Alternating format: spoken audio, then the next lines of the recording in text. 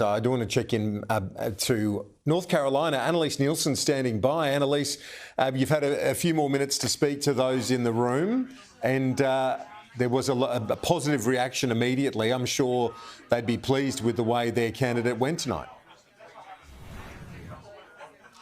Oh, look, they've been very happy in this room. And in particular, one of the things that the sense is this performance countered is this push from the Democrats to say, well, Joe Biden stepped down because he's older, and look how old Donald Trump is. He's a problem. Is JD Vance up to the challenge if something happens to Donald Trump because he's so old?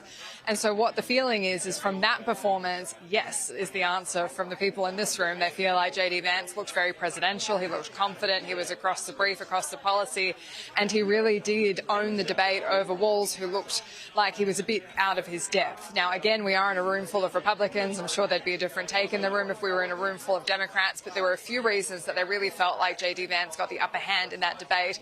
And this is one of those moments. This is where Walz, when talking about gun policy, seemed to misspeak and say that he'd been a member of the NRA, and also said that he was friends with school shooters. You previously opposed an assault weapons ban, but only later in your political career did you change your position. Why? Yeah, I sat in that office with those Sandy Hook parents. I've become friends with school shooters. I've seen it. What we saw from JD Vance was he was very on top of managing how the debate ran. He was pushing back on the moderators around some of the rules of negotiating what happened, and he really took the front foot with Walz quite early on, which it seemed like he had trouble rebounding from.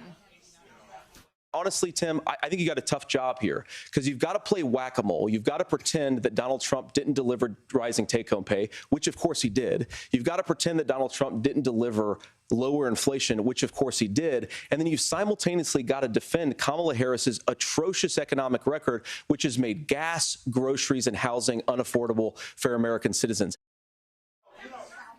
Kieran, to make these debates happen this time, because they almost didn't. They had to agree to a number of rules, including that there was no audience there, that they wouldn't speak over each other, they could have their microphones muted. This is one of the only instances I've seen from the 3 debates that have happened this year where the actual person doing the debate, the candidate themselves, managed to fact-check the moderators.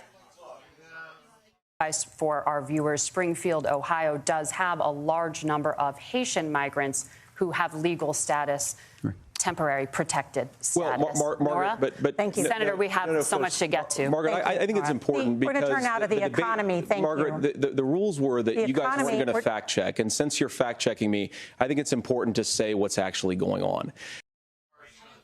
Kieran, that is a lawyer on that stage because he knew the rules and he was going to enforce them.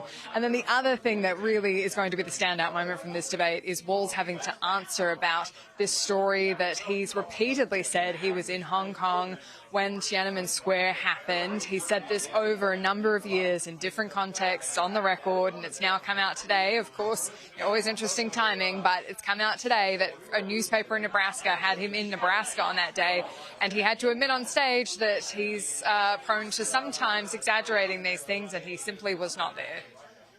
Look, I will be the first to tell you, I have poured my heart into my community. I've tried to do the best I can, but I've not been perfect. And I'm a knucklehead at times, but it's always been about that. All I said on this was I got there that summer and misspoke on this. So I will just, that's what I've said.